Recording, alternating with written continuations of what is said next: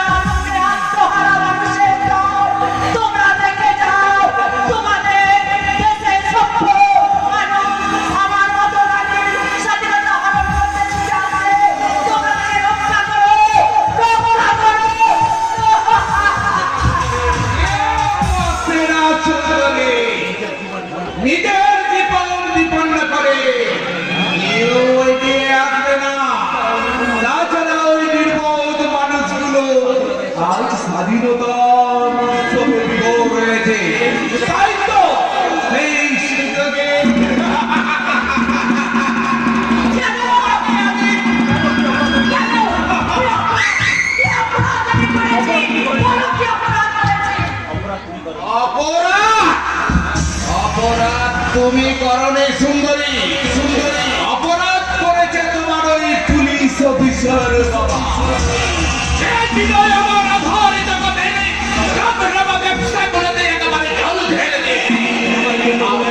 আমার গ্যাংয়ের লোকদেরকে বিনা কারণে জেলে পুরেছে, তাই তো তারপর প্রতিশোধ নিতে তোমার শরীরে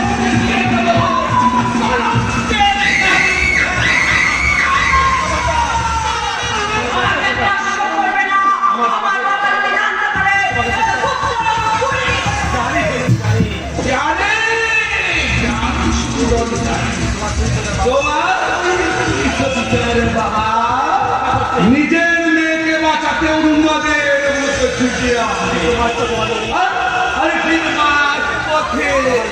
আমার লড়িয়ে দিতে তোমার বাবা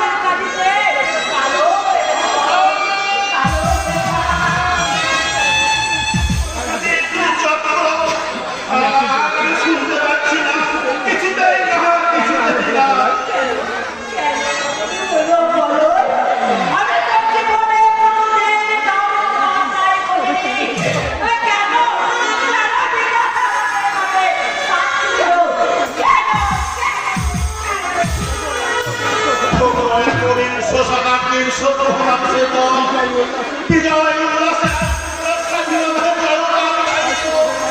আর তোমাদের মাঝে তোমাদের একজনের জন্য ছিনিস খেত ওই হিংস্রের জানোয়ার। অথচ তোমরা কেউ শুনতে না। কে কাল স্বাধীনতার পুরস্কার এই স্বাধীনতার জন্যই সেন ভালোবাসা সভ্যতা দিন হয়ে যাবে।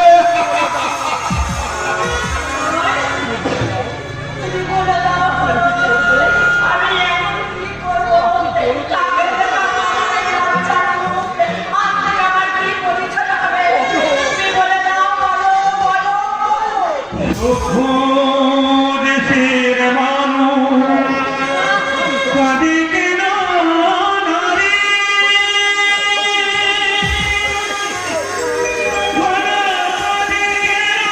কাঁদে কেন নারী?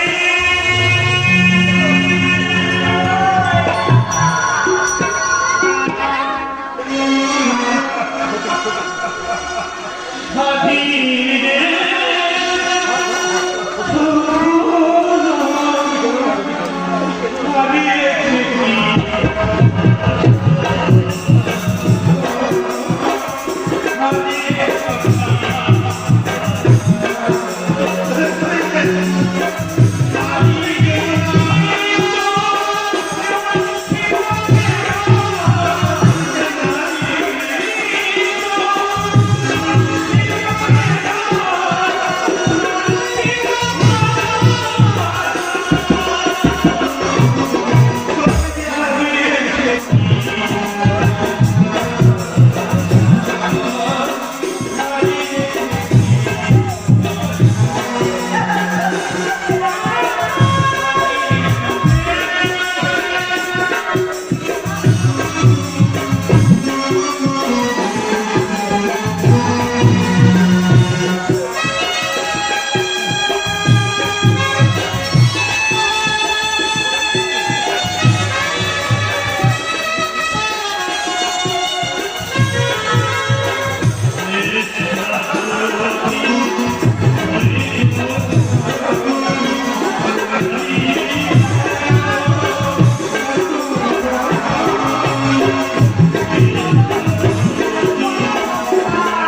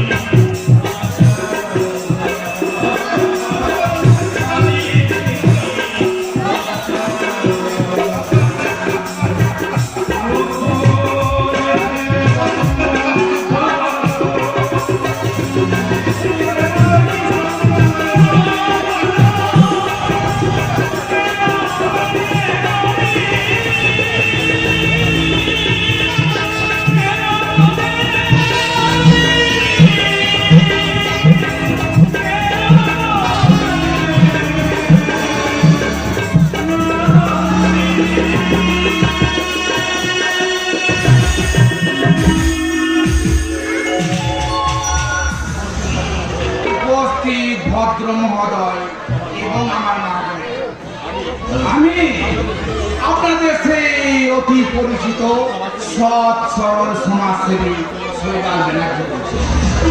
আজ 15ই আগস্ট 1947 সালে ঠিক আজকের দিনেই ভারতের ভাগ্য আকাশে উদয় হয়েছিল স্বাধীনতার সূর্য।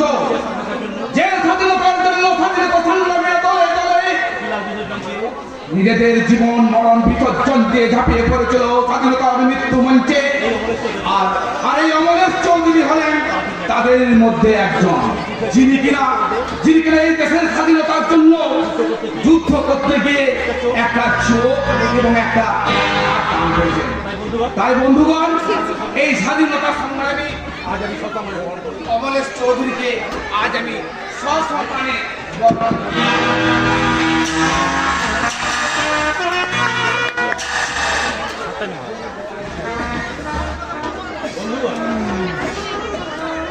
বন্ধুগণ, একটা বিশেষ কারণে আমাকে বাইরে যেতে হচ্ছে, তাই আপনাদের মধ্যে বেশিক্ষণ আমি থাকতে পারছি না।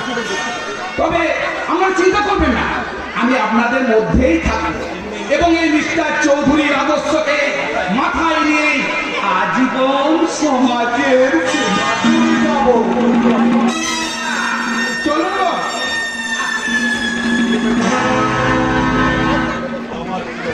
আমার প্রিয় ভারতবাসী ভাই তুমি বলে না, স্বাধীনতা আমরা পেয়েছি ঠিকই, কিন্তু জাতি ধর্মের বৈষম্যের বিশ্ব রাষ্ট্রে আজ ঘুরে গেছে সারা দুনিয়া। আর সেই জাতি ভেদকে কেন্দ্র করে এক ভাই রক্তে হাতার যাচ্ছে। কিন্তু বন্ধুগণ, আমরা জাতি ধর্মের বিচার না করে একে অপরকে ভাই বলে বলে যদি মুখে টেনে নিই, তাহলে কার শান্ত এই মহাবিদ্যালয়ের মাঝখানে টেনে আনতে পারে জাতি ভেদের লড়াই। আসুন বন্ধুরা, আমরা প্রত্যেককে একসাথে মিলিত হয়ে রক্ষা করি আমাদের এই স্বাধীন ভারতবর্ষকে, সশস্ত্র সৈন্যের রক্তস্নাত এই স্বাধীন ভারত ভূমিকে।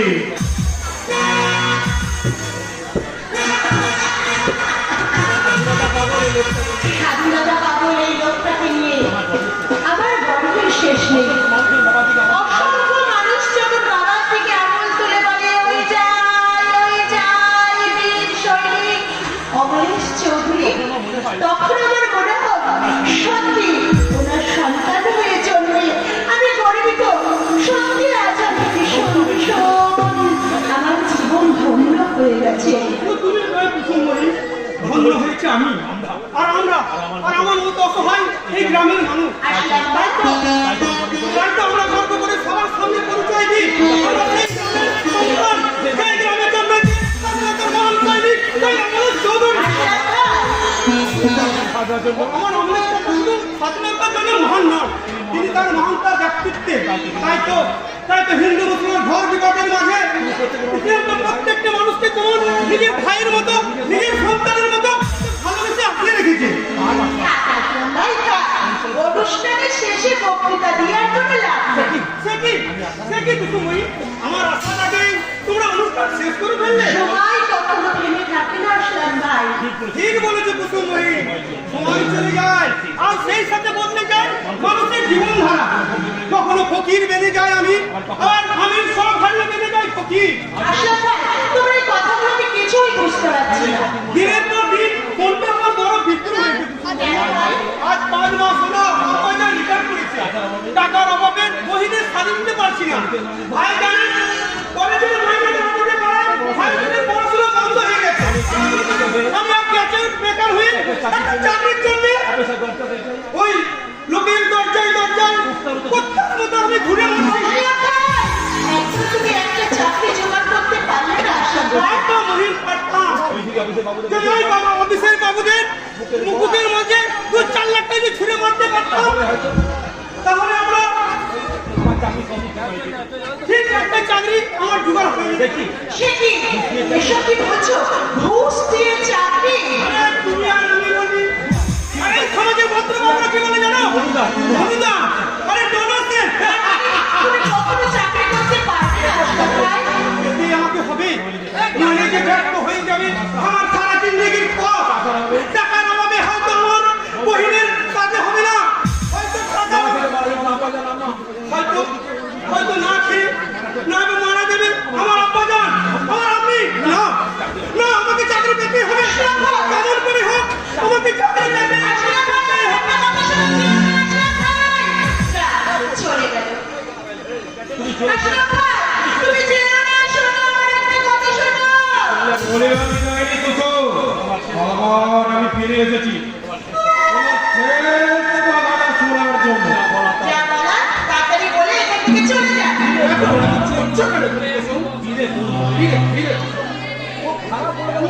খারাপ করে তোমার নিজেকে কি মনে হয় না? কি বলতে চাইছেন আপনি? দেখতে নয় দেখতে আমি ভালো। থামুন।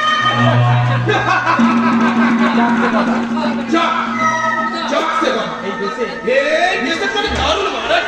লাল পেলে এই লাল পেরে শাড়ি, লাল ব্লাউজ, আলতা পরা পয়ে, তোমার একেবারে বেবারে ওই সুন্দর স্মৃতিটা। কি বলতে চাইছেন আপনি? তোমার ওই সাদা স্মৃতির মাঝে একটু সিঁদুরের আঁচল থাকলে একটা ভেঙে যান, এই মুহূর্তে এখানে ভেঙে যান বলছি। যাচ্ছি আমি। তুমি একটা কথা কান করে মনে রেখো, কি? তোমার ওই শূন্য স্মৃতি আমি কিন্তু পূর্ণ করবই করবো। চুপ করে যান না, চুপ। হয়তো কলঙ্কের গাড়িতে, নয়তো হকারি রাতে।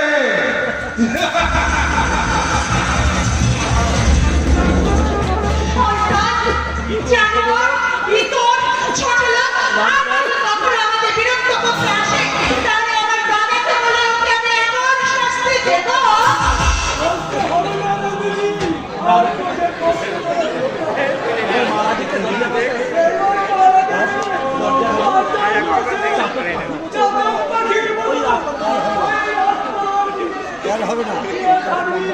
তবে মুখ করে দেখো, তোর একদিন কি আমার একদিন। দাঁড়া, দেখাচ্ছি মজা। আবার তুই চালাতে এসেছিস?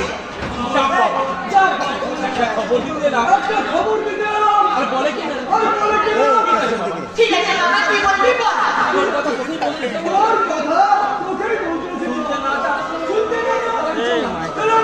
এই সময় এত চাপড়ে ফেলাবে নদীতে।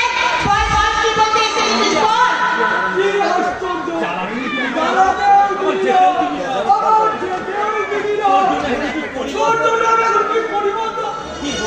কি বলতে এসেছিলিস তাই বল।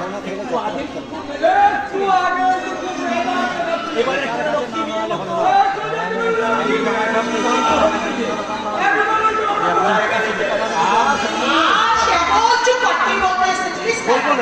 বলবো না রাখলে কিন্তু আমি কোনো কথা বলবো না। বেশ, কি হচ্ছে এবার বল। মানে ভাব আবার আবার বল কইছি। কোনো কথা না। আগে থাকতে পরে কথা। মানে ধর বেশ, রাগান করছে। বেশ, বলে দে। হবে না তিনবার বেশ, চুপ। ঠিক আছে, বলছি।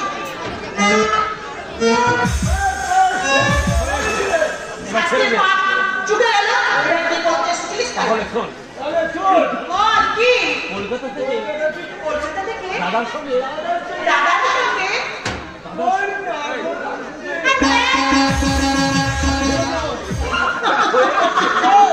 কি হয়ে গেছে? সব মেয়েদের চাপা কি হলো শ্যামল?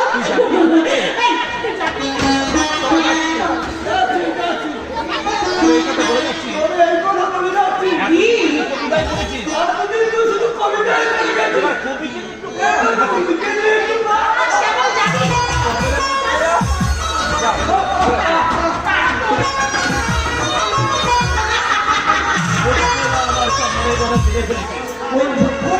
আমার সমস্ত মনের কথা জেনে গেছে।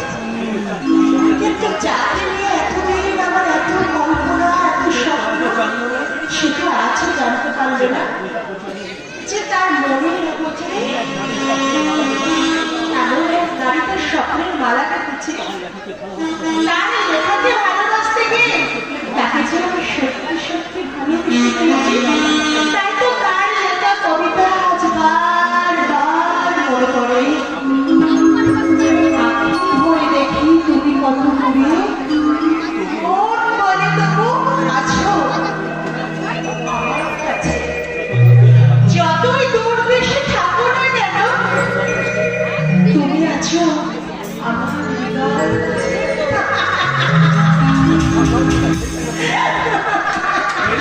Very fantastic.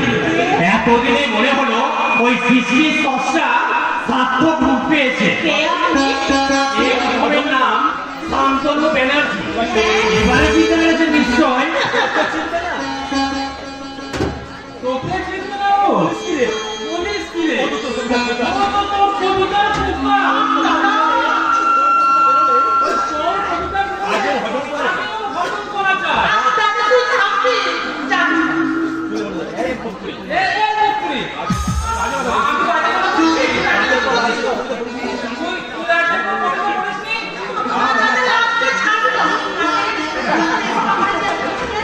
যেমনি তোদের শত্রুতা ঠিক তেমনি তোদের ভালোবাসা। ওর জ্বালায় বাড়িতে আসে ওর জ্বালায় বাড়িতে আসাই এইটা একটা ডিনার করতে না পারলে বলবি না বলে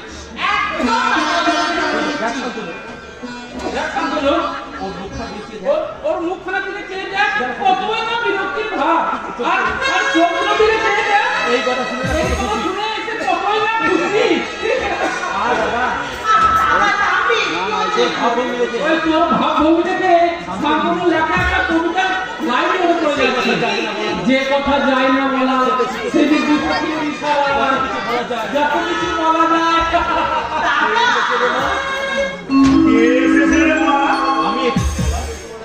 আমি এসেছি বাবা। তুই এসেছিস?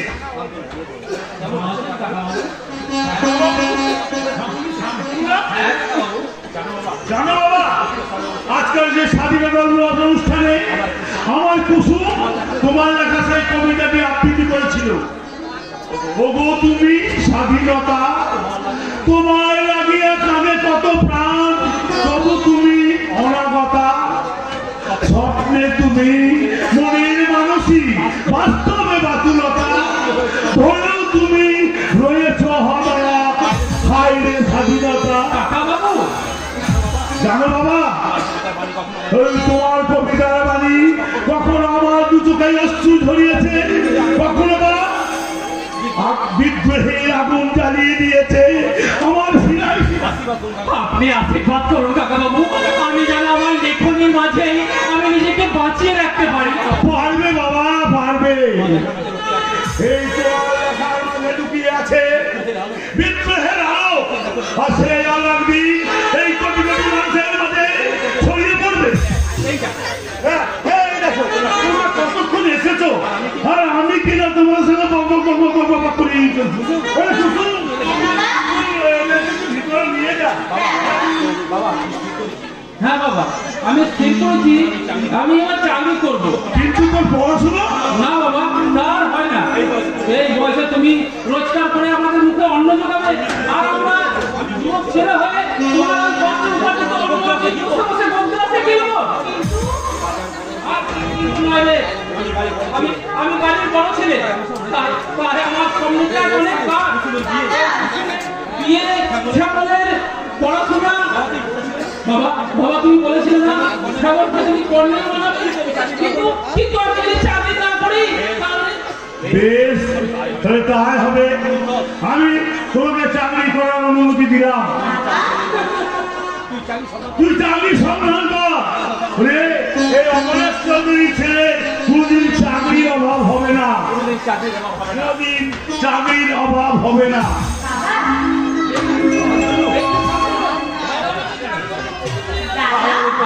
আর আমাদের কোনো অভাব থাকবে না রে।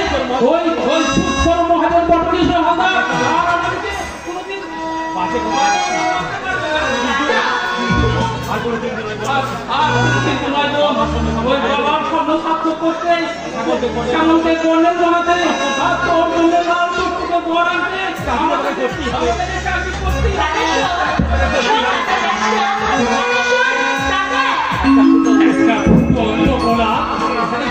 এখানেই পড়ে গেল। জানেন এমনি করে প্রতিদিন কত প্রতিভাবান ওই দারিদ্রের কবলে পড়ে শেষ হয়ে যাচ্ছে। আমরা চোখের সামনে দেখে কিচ্ছু করতে পারি না। আপনি ভীষণ ভাবেন। কি বললেন? আমাকে নিয়ে যে ভাবে তাকে নিয়ে তো ভাবতেই হবে, তাই না?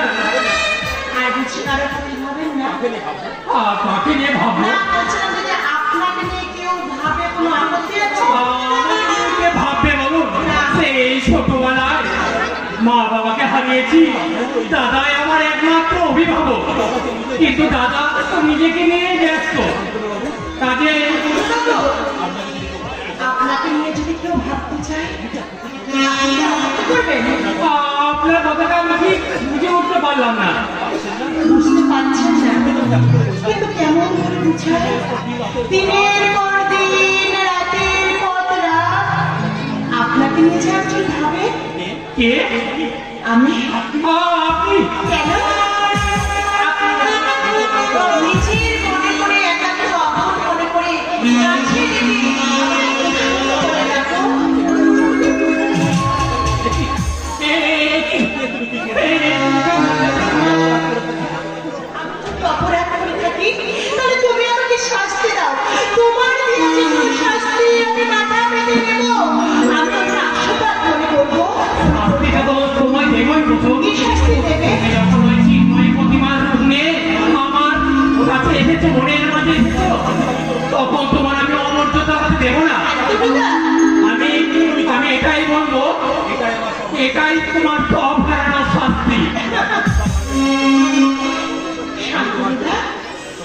তোমার জন্য আমি সব শাস্তি মাথায় পেতে দেব। তাই তো ওই ভাগ্যবানের মতো আমি দুহাত তোমার দিকে বাড়িয়ে দিলাম। শান্তনুদা, আজ থেকে তুমি হবে আমার লেখনী প্রেরণা। আর তোমাকে ওই সামনে রেখে শুরু করবো এক নতুন সৃষ্টি। দুজনার দুটি হৃদয়ে পাতায় পাতায় ভালোবাসার গান লিখে যাব এক প্রেমের কবিতা, যার কবি হব আমি আর প্রাণী হবে তুমি। জিতে সে রামধনু এঁকে ফেরা কবিতা লেখে, চলো না সেই দেশেতে ঝরে ভেসে যায়। প্রেমের গুঞ্জন শুধু গুঞ্জন, প্রেমের গুঞ্জন শুধু কেউ দেখতে পাবে না। জিতে সে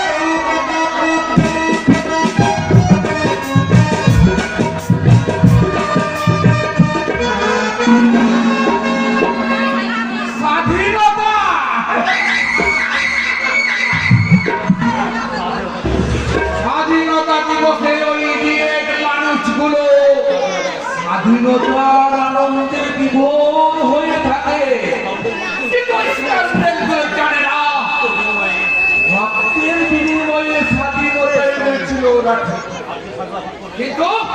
কিন্তু ওই স্বাধীনতা ভোগ করছে আমাদের মতো মুসলিমের কিছু মানুষ।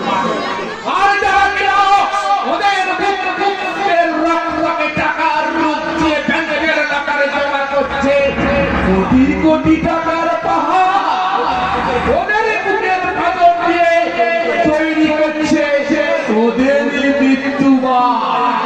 তাই তো ওই সমস্ত ক্রিয়েটেড বল একদিন ছুটতে ছুটতে এসে আমার কাছে বলবে,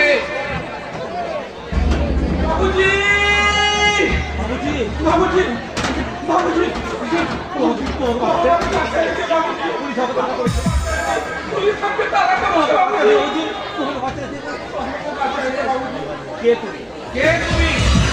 বল না, ঠিক কি জন্য তোকে সব কিছু বলবো বাবুজি। মুসলিম বাবার ব্যাংক থেকে বাঁচায় দেন। পুলিশ যদি আমাকে ধরতে পারে তাহলে আমার ফাঁসি দিবেন বাবুজি।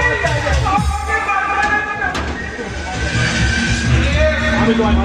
আমি তোমায় বাঁচাবো, কিন্তু একটা শর্তে। তুই যা বলবি বাবুজি, আমি সব কিছু মেনে নিব। মুসলিম বাবার ব্যাংক থেকে বাঁচায় দেন বাবুজি। আপাতত তুমি ওই পাশের ঘরটায় লুকিয়ে থাকো, দেখছি কি করা যায়। ঠিক আছে বাবুজি। ঠিক আছে বাবুজি। ঠিক আছে। এই যুবক কি অপরাধী পাশে করেছে, তবে যাই হোক না হোক, সে যখন ওর সত্যের জালে একবার ধরা দিয়েছে, তখন তাকে আমি Yes, yes, এই কামি মেরা, কামি। দেখি বলছি। No thanks. আপনাকে হঠাৎ বিরক্ত করছি বলে আপনি যেন কিছু মনে করবেন না। জি জি জি জি ম্যাডাম, আপনি বলছেন আপনার মতন স্নেহধন্য অফিসারের পদধূলি এই শৈবাল কাজীর বাড়িতে পড়েছে, তাতেই আমি কৃতজ্ঞ। হ্যাঁ বলুন, আমি আপনার মন সেবায় রাখতে পারি ম্যাডাম। কিছুক্ষণ আগে একজন আদিবাসী যুবক একজনকে খুন করে পালিয়ে এসেছে। বলেন কি ম্যাডাম? আরে দেশটা দেখছি একদম লড়াই কোথায় ভরে গেল। আরে দেশ স্বাধীন হবার আগে মানুষদের এতটাই কষ্ট ছিল না ম্যাডাম। তারপর আমার পাড়ায় সেই যুবক আপনারই বাড়িতে আশ্রয় নিয়েছে। হ্যালো, কি আসলে আপনার বাড়িতে আমার বাড়িতে আমার বাড়িতে আগে কয়েক মিনিট আগে। আপনি হাসছেন? আরে হাসির কথা বললে হাসবো না তো? ও ম্যাডাম, কয়েক মিনিট কেন, কয়েক ঘন্টার মধ্যে ওইখানে কেউ আসেনি। I am sure আপনার বাড়িতে সেই যুবক আশ্রয় নিয়েছে।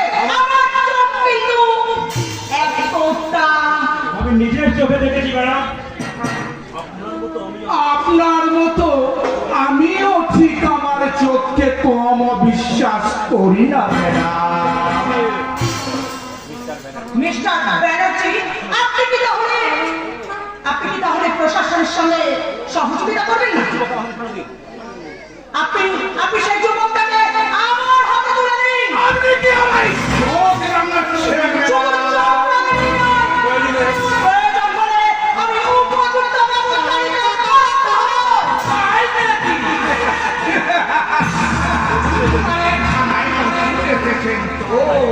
তাই কোথায় কিভাবে কথা বলতে হয় সে বিষয়ে আপনি একেবারে আমার ডিসিশনটা কিন্তু পুরোপুরি পাকা আমি জানাচ্ছি। মনে মনে আমি সিদ্ধান্ত নিয়ে ফেলেছি, এই মুহূর্তে আপনার বাড়িটা আমি সার্চ করবো।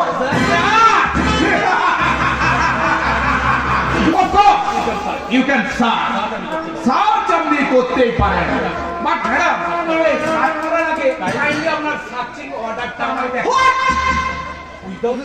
উইদাউট কোর্ট পারমিশন ছাড়া আমি যে আমার বাড়িটা সার্চ করতে দিতে পারি না। মিস্টার ব্যানার্জি, আপনি কি তাহলে প্রশাসনের সঙ্গে সহযোগিতা করবেন না? কোর্ট অর্ডার পেলে অবশ্যই করলাম। আপনার যেমন একটা আইন আছে ম্যাডাম, তেমনি আমারও একটা আইন থাকা প্রয়োজন, তাই নাকি ম্যাডাম? মিস্টার ব্যানার্জি, আমিও দেখো আপনার আইন আমার আইন থেকে আপনাকে কিভাবে বাঁচায়।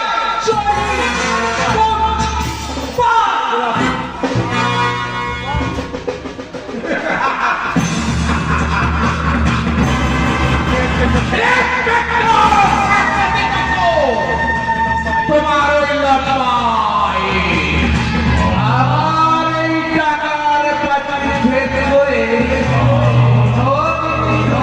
আসতে পারবে না। চলে এসো। বিলকুল আমি চলে গেল বাবুজি। হ্যাঁ চলে গেছে, কিন্তু তোমার নাম? বাবুজি, আমার তুমি কাকে খুন করেছো? একটা জানোয়ারকে। কি কাণ্ড করেছো? আমার বহু টিকলি কার্যতির বদলা নিতে। জ্যোতির বদলা? হ্যাঁ বাবুজি, হ্যাঁ। ওদের সুখের সংসার ছিল, মাঠে ঘাটে কাম করে খাবারের বেশি করে দিন কাটাতো। একদিন মাঠে মাটি খেলার লেগে আমরা দুজনে, আমার বহু টিকলি আর আমি দুজনে মিলে মাঠে কাম দিতে চললো। সেখানকার ঠিকাদার ছিল তার বড্ড খচ্চর বদমাশ। আমি টিকলির দিকে সবসময় খারাপ নজরে তাকাতো, কিসব খারাপ খারাপ কথা বলতো। বাবুজি সেসব শুনে আমার মাথায় আগুন জ্বলে উঠলো। তখন আমি তাকে খুন করে ফেলে, তাই তো? লাই বাবুজি, লাই। আমি তাকে ফোন করলাম, সে কাম ছেড়ে আমরা ঘরে চলে আসলাম। কিন্তু ওই শালা ঠিকাদার আমার বহু টিকলিকে ছাড়ে নাই। একদিন রাতের অন্ধকারে জোর করে আমার ঘর থেকে উঠে নিয়ে গেল বাবুজি। আমার টিকলিকে বাবুজি আমি অনেক খুঁজেছি, কিন্তু আমি তাকে কোথাও পাই নাই। এক সময় খুঁজতে খুঁজতে ওই শাল পাহাড়ির জঙ্গলে শাল গাছের ডালে ঝুলছে আমার। আমি পাশের টিলায় পড়ে রয়েছে আমার টিকলি। ওই রক্ত মাখা শরীরটা। বাবুজি বুঝতে আমার কিছু বাকি হইল না। ওই শালা ঠিকাদার আমার টিকলিকে পছন্দ করে দিয়েছে। আজ আমি তাই তাকে একজন সাহেব করে দিলাম বাবুজি, একদম সাহেব করে দিলাম। নিজের হাতে আইন করে কাজটা তুমি ভালো ধরনের না। বাবুজি সেই লেগেই তো আমি এখানে আর থাকবো লাগে। আমি অনেক দূরে চলে যাবে। আমার অনেক উপকার করেছি বাবুজি, এ কথা আমি কখনো ভুলবো না।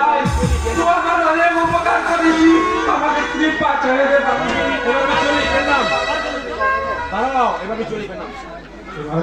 বাবুজি এবার আমি চলি বাবুজি। এই নাম দাঁড়াও! তোমার নিশ্চয়ই মনে আছে একটা ছাত্রের বিনিময়ে তোমাকে আমি বাঁচিয়েছি পুলিশের হাত থেকে। মনে আছে তুবুল কি বলবি আমাকে? আজীবন আন্দোলনে তোমায় কাজ করতে এই বুদনা বানানটি কারো বাধা হয়ে থাকবে না বাবুজি। তুমি জানো না তোমার জীবন এখন আমার এই হাতের মুঠোর মধ্যে বন্দি। আমি চাইলে তোমাকে পুলিশে ছড়িয়ে দিতে পারি। আমাকে পুলিশে দিবি না। পুলিশ তোমায় ধরে তুলবে, বিচারে তোমার ফাঁসি হবে।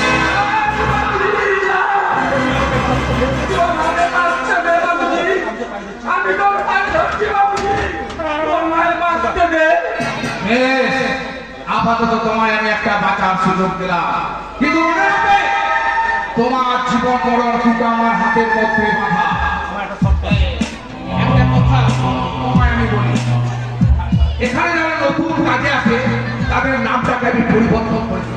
এখন থেকে তোমার নাম বুধনা থেকে বাহাদুর রাখলাম। বাবুজি বাবুজি নয় বাবা। যাও ভিতরে গিয়ে বিশ্রাম করো। ঠিক আছে বল।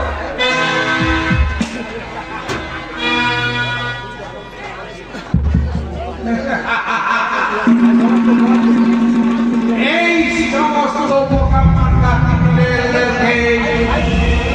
নিজের হাতের মুঠোয় বন্দী তারপর এদেরকে দিয়ে শুরু করলো আমার নতুন জীবনের খেলা।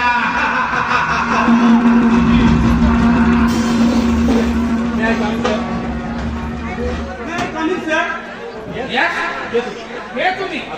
আমার নাম শেখ আসলাম আক্তার। কিন্তু এখানে কেন? আমি একটা চাকরি আছে আরে এখানে যে চাকরি পাওয়া যায় তা তোমাকে কে বলেছে? আমি সবই পারি স্যার। দয়া করে আমাকে একটা চাকরি দিন। বাড়িতে 4-4টে প্রাণী দুদিন ধরে উপোস করে আছে।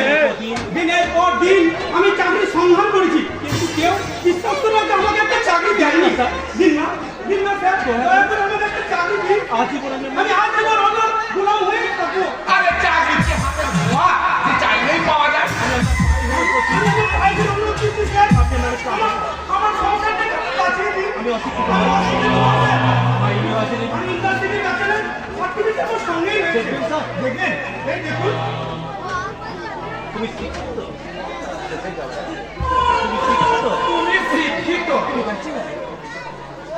তুমি ব্যাচেলার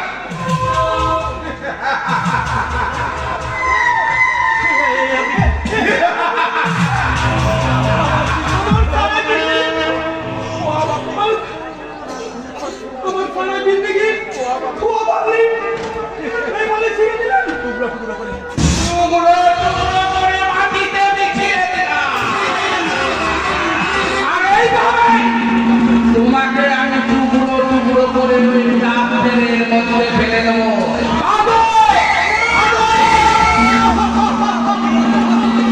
আমার বাঁচতে দিন আর কখনো আমি এখানে চাকরি চাইতে আসবো না আমার যেতে দিন স্যার আমি বাঁচতে চাই আমি তোকে বাঁচতে দিবে লাগবে সালা কঙ্কার বস আমাকে কি করতে হবে না যুবকটা সারাদিন চাকরির সন্ধানে তুমি ওই ওকে দিয়ে ঘুম পাঠানোর ব্যবস্থা করে ঠিক আছে মনটা আমার ক্লান্ত অবসান হলেও দেহটা কিন্তু এখনো দুর্বল হয়ে যায়নি আমার মতো অসহায় বেকারদের টাকার স্বপ্ন কেড়ে নিয়ে মৃত্যুর মুখে ঠেলতে চাইলে দূরতে পারবে না শিক্ষা জানাচ্ছি এবার ঘুম ভেঙেছে যে কাছে শত অজস্র ক্ষুধার্ত বেকারের দল তারা তাদের ন্যায্য পাওনা আদায় করে দিতে টাকা তুচ্ছার মধ্যে ঝাঁপিয়ে পড়বে এই আন্দোলনের পর মাটিতে লুটাই দিব কৃষ্ণ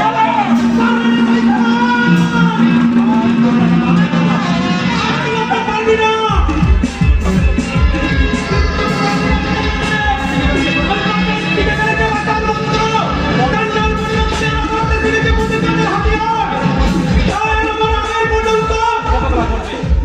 মরার আগে পর্যন্ত তারা অপেক্ষা করবে তবে আর মুক্তির ভাইয়েরা কিছু হবে না তবে রে,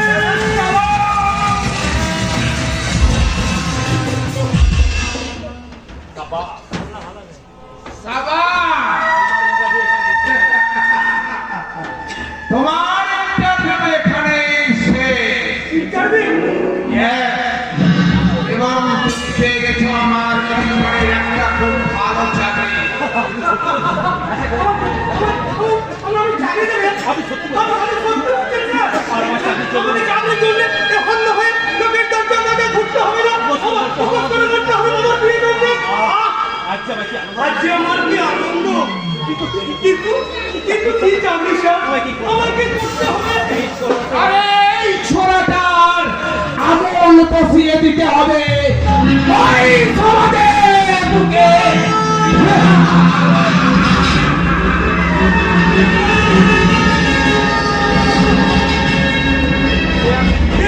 আমার কি চাকরি দিলেন স্যার ফিরে দিন এই চাকরি যে হাতে আমি সমাজের কোনো উপকার করতে পারিনি সেই হাতে এই সমাজে আমি কোনো ক্ষতি করতে পারবো না কিছুতেই না কিছুতেই না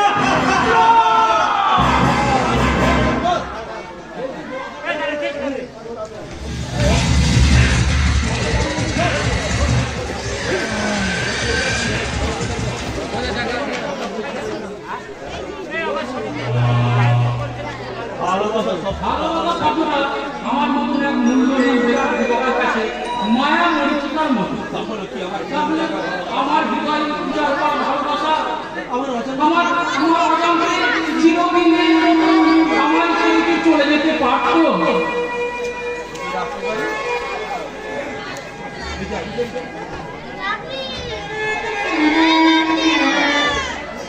ভেতরে আসতে পারি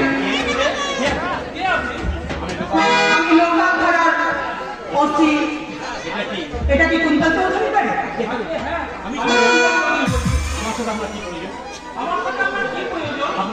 আপনার ওয়ারেন্ট আছে। কি আবার অপরাধ? চুরি, আপনি চুরি করেছেন। আপনি উত্তেজিত হবেন না। অভাগের মন চুরি করার অপরাধে আপনাকে আমি অ্যারেস্ট করতে বাধ্য হব। তার মানে আপনি কি হলো? তুমি আমার চিনতে পারো? এবার চিনতে পেরেছো? আমি তোমারই শাশুড়ি কুন্তল। আজ আমাকে এই বেশ দেখে তুমি বড় অবাক হলে, তাই না কুন্তল?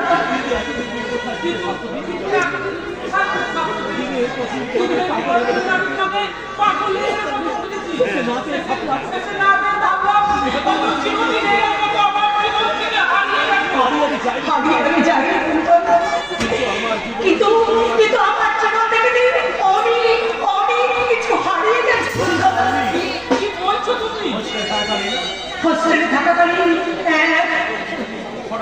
হঠাৎ একটা দিন আমি বাড়ি গিয়ে দেখি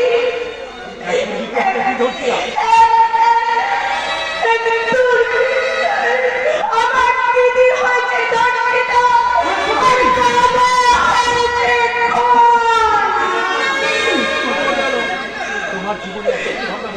তোমার জীবনে এত কিছু ঘটনা ঘটে গেল?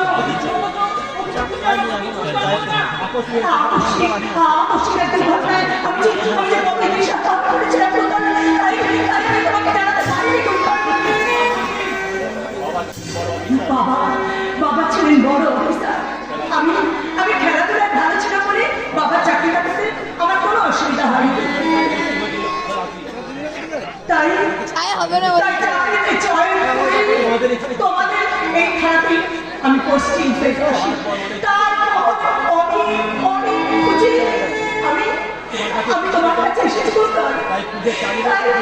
তাই আমি এই পুলিশের চাকরি নিয়েছি। তুমি খুশি হয়েছে না? খুশি? আমি কেন হবো না কাজটা? আমি যে আমি ভীষণ খুশি।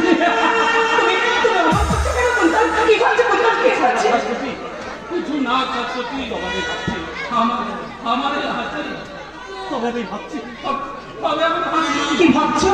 তোমার স্বপ্নের রাজপ্রাসাদের পাশে, তোমার স্বপ্নের রাজপ্রাসাদের পাশে আমার ছোট্ট পরিবারটা তোমার কাছে তো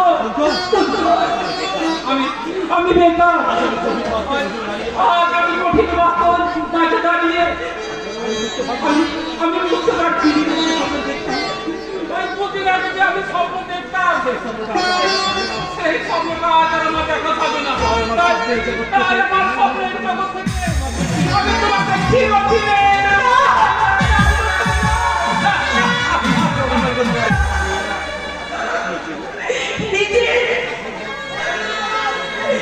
নিজের উপর অভিমান করে তুমি এইভাবে আমাকে দূরে সরিয়ে দিও না কথা।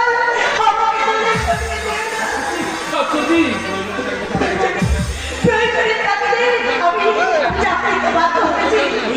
আমি তোমাকে কথা দিচ্ছি, যেদিন তুমি আমাকে গ্রহণ করতে এগিয়ে আসবে সেদিন আমি এই চাকরিটা ছেড়ে দেবো। প্লিজ প্লিজ তুমি আমাকে ছেড়ে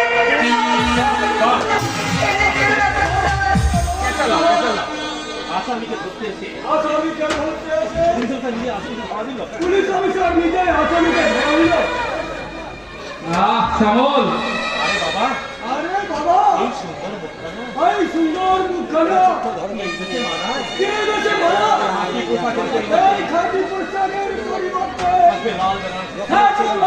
থাকবে লাল মাথায় টুপি, মাথার উপর টুপির পরিবর্তে থাকবে এক হাত খুব আছে।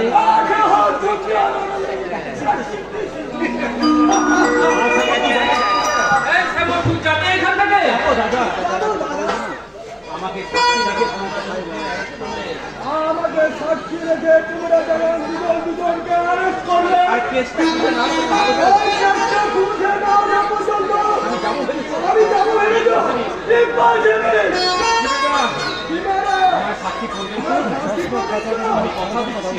আমি কথা দিচ্ছি দাদা বলে ওদিকে সাক্ষী দিয়ে দাদা হলো ওর বিরুদ্ধে মিথ্যা সাক্ষী দিয়ে আপনি যদি জিজ্ঞেস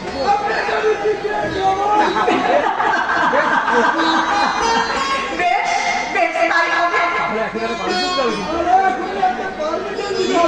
কি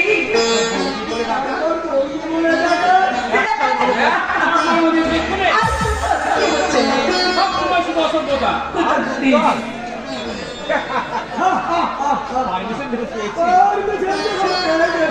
পরোয়া নেই এবার দিদিকে ডাকলে বাবা ডাকলে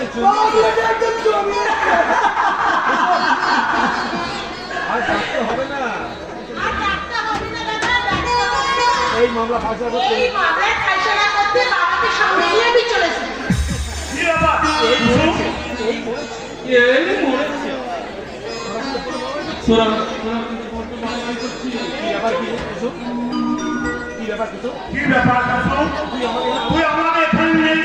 জানো বাবা দাদা আমি বলছি আমি বলছি বাবা উনি মানে শাস্তি তুমি মানে শাস্তি দত্ত এখানে আমরা অসুস্থ হয়েছে তারপর তারপর অনেক দিনে তারপর অনেক দিনে হ্যাঁ বাবা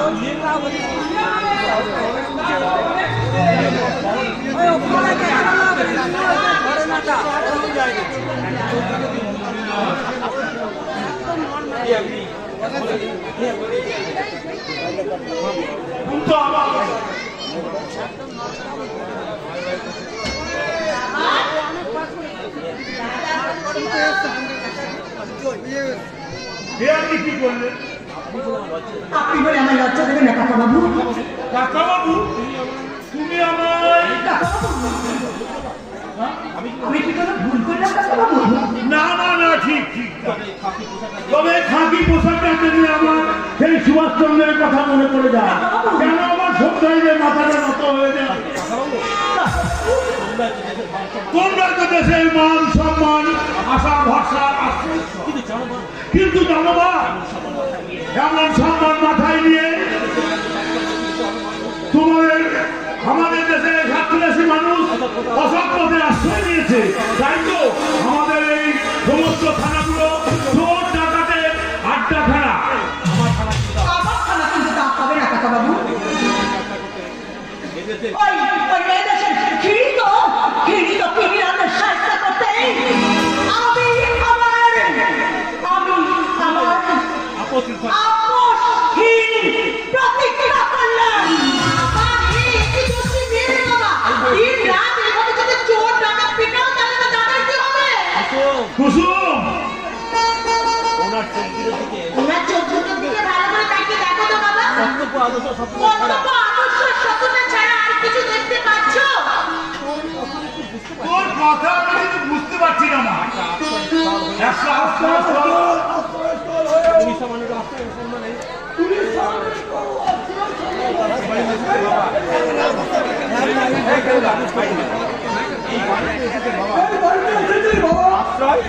আশ্রয় হ্যাঁ বাবা উনি দাদাকে ভালোবাসে ভালোবাসে সুন্দর এ কথা কি সত্য হ্যাঁ বাবা যদি কোনো অন্যায় করে থাকি হ্যাঁ লন্ডন করছিস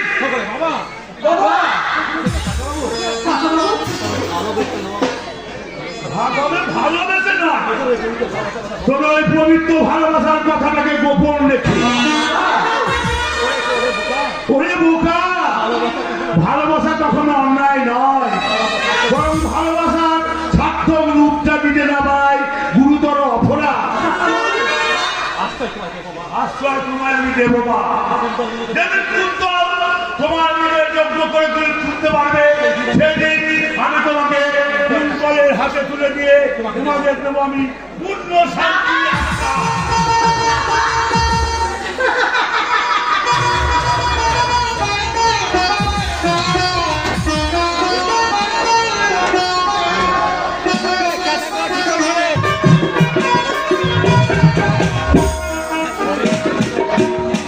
হরে কৃষ্ণ হরে কৃষ্ণ কৃষ্ণ হরি হরি হরি রাম হরি রাম হরি হরি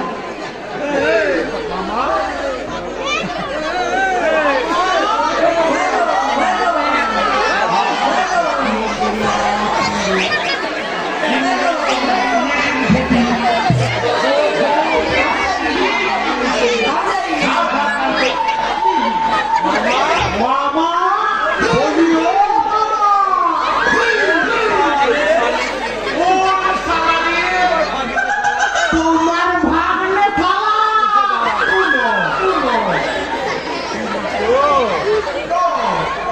দিলি তো সব ইয়ে করে তোর জ্বালায় কি ঠাকুরি তুই ইয়ে করতো বাবা শুয়ার বলবে না বাবা তাহলে কিন্তু তোমায় ছেড়ে চলে যাবো তখন দেখবো তোমার কে কাজ করে কি আবার এলো মানে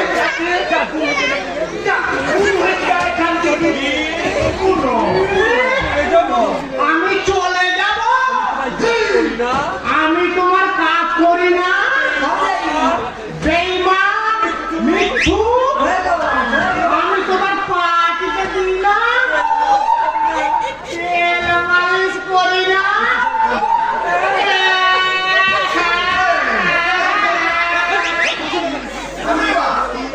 কি মুশকিল ও ডাবলা কাঁদছিস কেন বাধ্য বল তুই কি ইয়ে কি বলতে চাস বলবো বল না হ্যাঁ বল তুমি রাগ করবে না তো কেন রাগ করবো তুই হলি ইয়ে মানে আমার নিজের পেটের ভাঙনা না মানে আমার বোনের ইয়ে বলে ফেল মামা বিয়ে করবো আমি বিয়ে করবো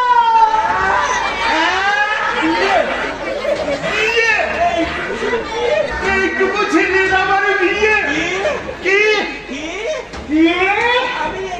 আমি এইটুকু ছেলে ওই দেখো আমার বয়সী ছেলেরা বিয়ে করে বইয়ের হাত ধরে ছেলে মাই যাচ্ছে ওই ছেলেগুলো কেমন বাবা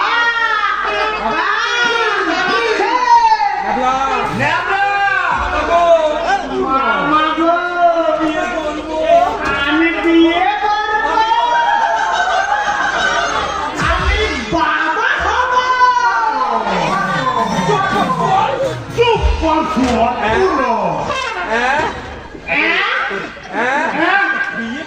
বিয়ে করবে আমারই এখনো বিয়ে হলো না ও কিনে বলে বিয়ে করবো তোমার মতো বুড়োকে কে বিয়ে করবে শুনি বিয়ে ভাঙা তো মানে মাথা চুল পাগলে কি ইয়ে হয় বুড়ো না তোমার ওই দাঁত পড়লে আরে আমার পড়িয়েছে না মুদ্রা কথা আমি এখনো বুড়োই হইনি মানে বুঝলি বড় কৃষ্ণ আছো বড় কৃষ্ণ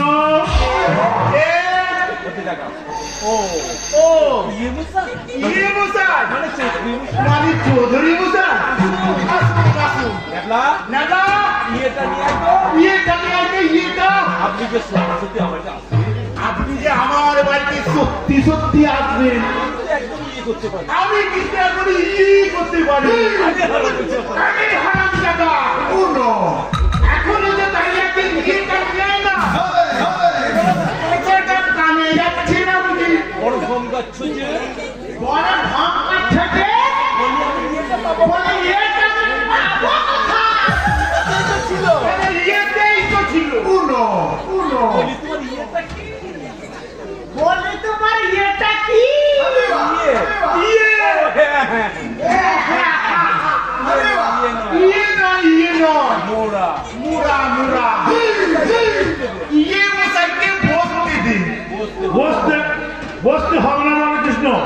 বলো তুমি কি জন্য আমার ডেকে পাঠিয়েছো? বলবো বলেই ফেলি বলো আমি বলছিলাম কি এ মশা আমার কাছে তো অনেক আপনার মানে ঋণ তাহলে সুদে আসলে 25,000 না না না না 50,000 তো হবে হ্যাঁ 50,000 তো হবেই বলুন কি রামকৃষ্ণ 50,000 আগের সুদ সুদের সুদ ওই মুখটা। সব আমি হিসেব করে রেখেছি রাখিনি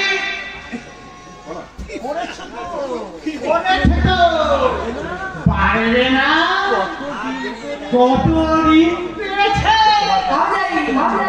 তোমার কথা আমি ঠিক বুঝতে পারছি না বড় কৃষ্ণ।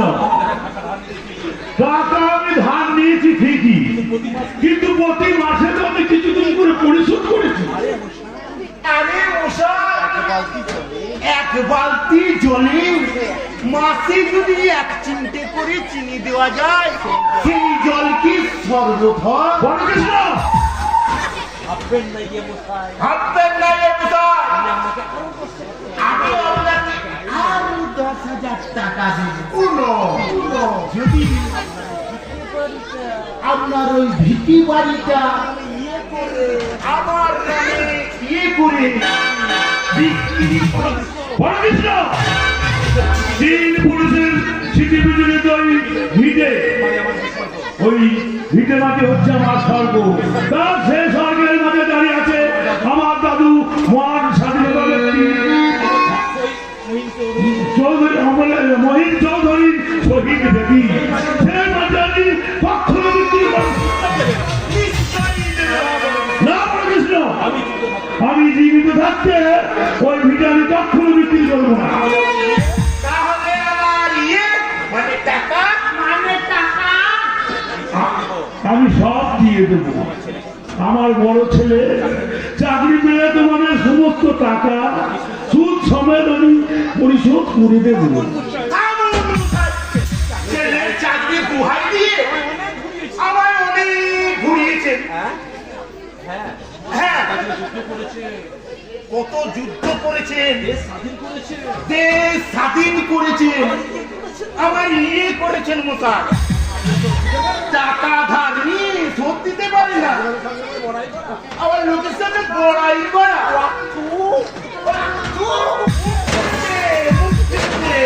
বড় কৃষ্ণ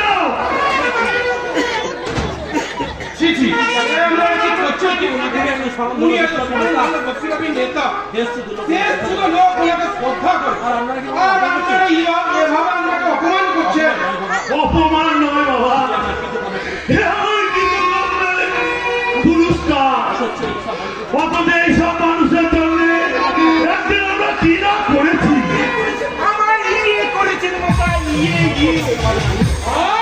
কৃষ্ণবাবু ওনার কাছে কত টাকা পাবেন আপনি? 50,000 টাকা। মিথ্যে বাবা, 10,000 টাকা কখনো 2 বছরে 50,000 টাকা হতে পারে। তাছাড়া আমি তো প্রতি মাসেই কিছু কিছু করে পরিশোধ করেছি। আরে থামুন, মিথ্যে বললে আমার মুখে হবে। ওই সামান্য কয়েকটা টাকা আমি আপনাকে দিয়ে দেবো। না বাবা, তুমি কেন দেবে? বট কৃষ্ণর কাছে আমি ঋণ মুক্ত হলেও তোমার কাছে যদি ঋণেতে বাধা পড়ে যাবে। ও টাকাটা আমাকে দিতে হবে না টাকা। কিছু মনে করো না বাবা, কার অনুগ্রহে দান আমি নিতে শিখিনি। তাহলে কি কাকা বাবু ও টাকাটা আমাকে দিতে দেবেন না? তা দেবেন কি করে? টাকা চিনি ওনার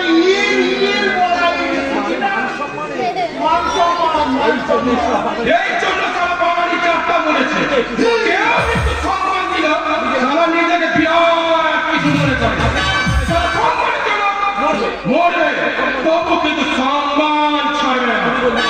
তুমি তো আমার পরিচয় ভুলে যাচ্ছ যুবক। আমি দেশ স্বাধীনতা সঙ্গী স্বাধীনতার জন্য আমি যুদ্ধ করেছে ডাকাতি করেছে এমনকি খুনও করেছে আমি এক কথা আপনাকে খুনি ডাকাতি করলে কম কিছু বলা হবে না কি বললেন তার তোমার তো আমি সঙ্গেই রেখেছে ওই ডাকাতি করতে গিয়ে একটা চোখ হারিয়েছে আর পুলিশের মানে হাত হারিয়েছে তুমি থামো স্বাধীনতা সৈনিক নন ওই স্বাধীনতা সংগ্রামী হলে ওই ইতিহাসের পাতা উনার নাম থাকতো উনি দেখাতে পারবে ইতিহাসের পাতায় ওই অমরেশ চৌধুরী নামটা ওই দিনের মামলের মাসে এই অমরেশ চৌধুরী নামটা বলে একবিংশ শতাব্দীর সভ্য মানুষ যারা তোদের লাগি আমার লড়াই করে এমনকি বুকে রক্ত ঝরিয়ে দেশের স্বাধীনতা এনেছে তাই হলো তোদের কাছে আজ পুলিশ ডাকা নেতাজি সুভাষচন্দ্র এই একবিংশ শতাব্দীর মানুষ স্বাধীনতা নিয়েছে কিন্তু ওই স্বাধীনতা সংগ্রামীদের নিতে পারেনি ওই স্বাধীনতা সংগ্রামীদের নিতে পারেনি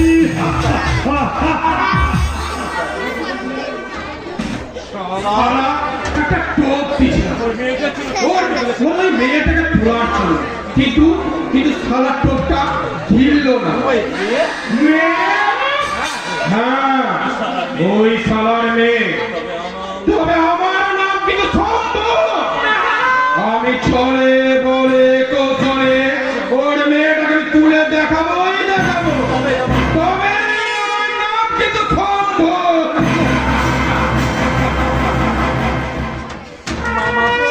মামা গো ও মামা আমি ওই মেয়েকে বিয়ে করবো ভাগ্নে ছাড়া বিয়ে যদি করতেই হয় আমি করবো আমি করবো না না আমি করবো না মানে আমি বিষ খাবো খাবো আমি গলায় ধরে নেবো আমি ওই পুকুরে ডুবে মারবো